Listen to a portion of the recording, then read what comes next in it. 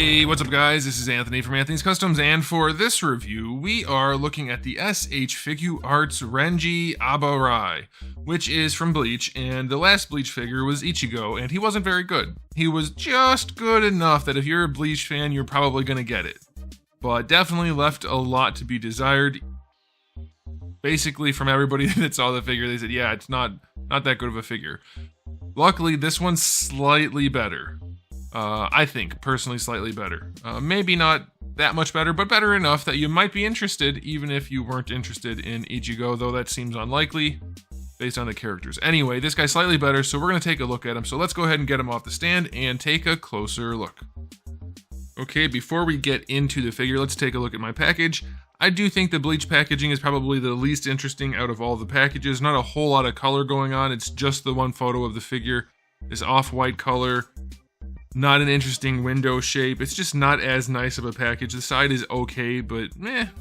I do think the other brands, or other anime, like One Piece, I think One Piece probably has the best. Then Naruto, then Dragon Ball, if I had to say.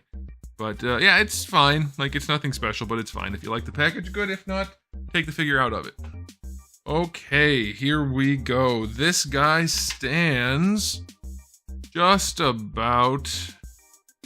We'll talk about his head height, not his hair. About 6.5 inches. That's going to be roughly, let's call it 16.25 centimeters. So he's probably just a little bit shy of 6.5 inches. Here he is up against Ichigo.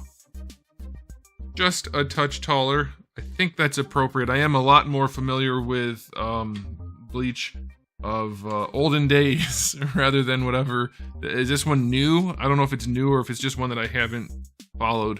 I think this is one of the newer arcs or whatever you call them in Bleach. I don't know. But yeah, I think that's about right. Okay, so let's talk about the aesthetic on this guy. But first question of the day, might you be interested in buying just this guy if you decided not to get this guy? Or is it like a I don't need him without him sort of deal? Let me know what you guys think about that. I tend to be like, I want to have both. If I'm not gonna get this guy, then I probably wouldn't get this guy unless I had some some affinity for his character on its own. Okay, so as far as the aesthetics go, he's a little bit more wrinkly than Ichigo, and that does help, I think, in terms of the pants. A little bit. Not a lot. I think at the hip area, Ichigo looks a little bit worse.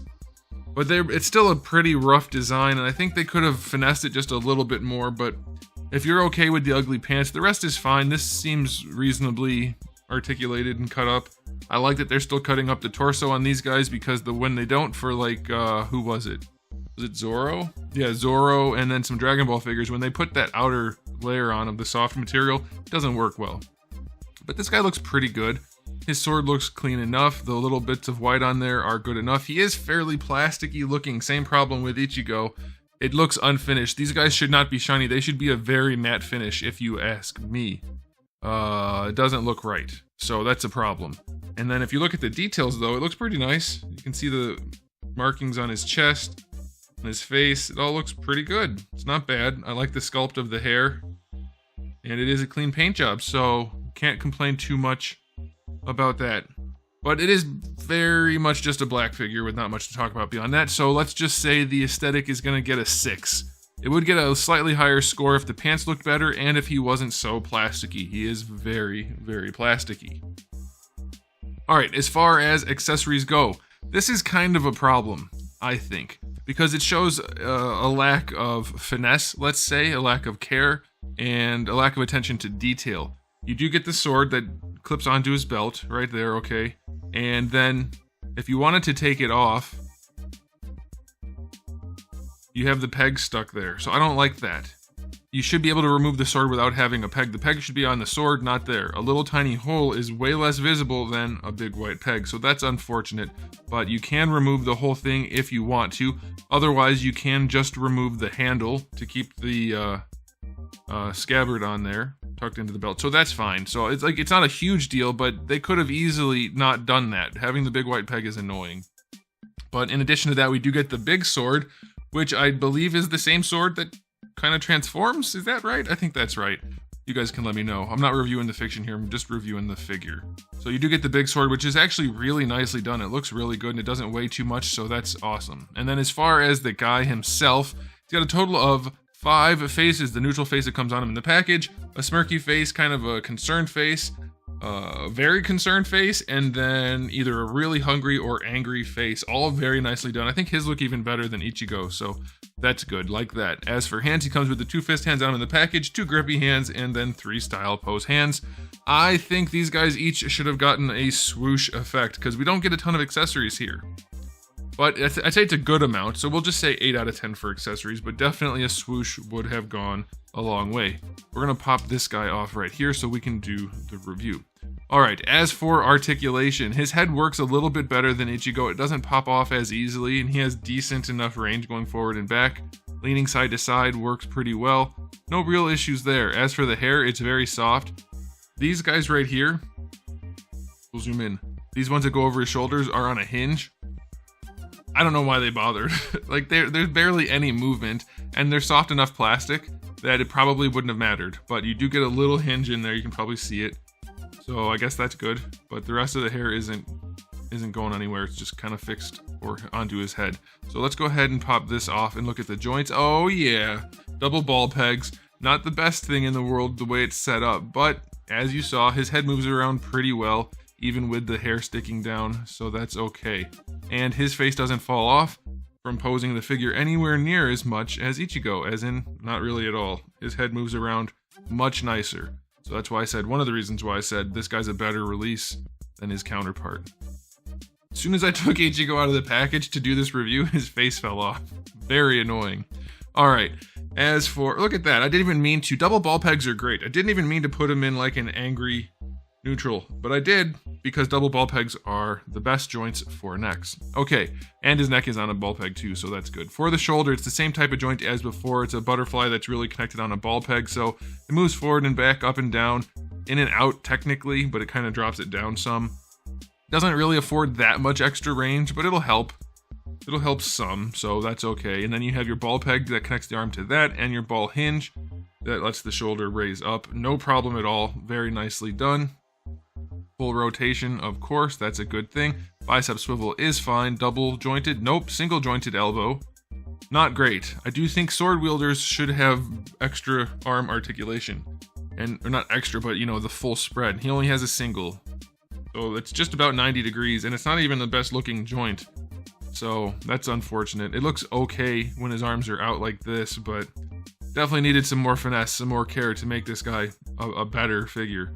Does the arm rotate underneath? It does. I don't know how much that's going to help you, but you can technically rotate the arm under the sleeve.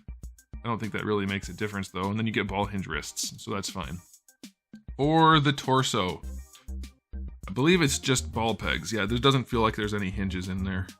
So he doesn't lean back that far. That's about it. Going forward, not bad. Yeah, I think that's a decent range. Going out to the side, not as much as it could be, but it'll do. It's okay. And then of course you get your rotation at the top and at the bottom, that's fine. This is a floating piece, just the white, and then this little bit of black right here. But this is floating, so that's good. That'll help for posability, no problems there. And then that right there, that's above the waist. That's what we already used for this. But that actually happens down here. The majority of the motion happens at the lower ball peg. For the hips, basically full on splits. That's alright, doesn't look too shabby. Going forward, no problem at all. Going back, can't. Butt cheeks. Bandai, no more butt cheeks, please. Nobody needs the butt cheeks on the hard part. Just put them on the legs. I think being able to do forward and back splits is way more important than having the cheeks right here. Let me know what you guys think in the comment section below. Cheeks or no cheeks on the hard part? For me, all the way on the legs. I want to be able to do forward and back splits. This, I hate having the butt cheeks there, because I'm not going to pose the figure where I need to look at it and think, oh, that looks better. No, I want to be able to pose it with the legs moving. So I don't prefer that. Okay, thigh swivel is fine, though not the best looking thing in the world. Knee joint, single jointed knee, just about 90 degrees, ugly all the way around. It's actually less ugly when it's bent, but hey, what are you gonna do? And then for the legs, I don't believe they rotate, at least it doesn't feel like it in the shin. But you get your ball hinge down here, so pretty good range extending.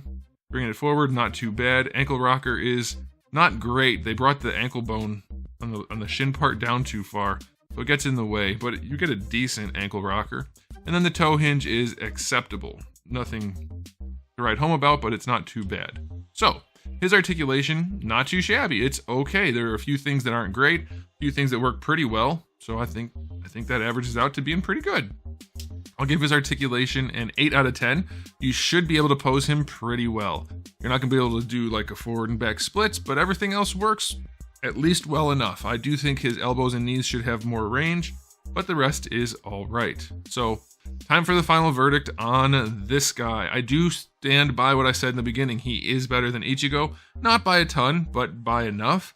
And I think it's not too bad. The major downsides would be the finish being too plasticky and shiny, and then the limitation in a few of the joints. Otherwise, it's pretty solid. I'm going to give this one an overall rating of 8 out of 10. I think it's all right. I don't know what this guy got. I want to say he got like a 6 or a 7, and that feels about right. I do think this one's a better release.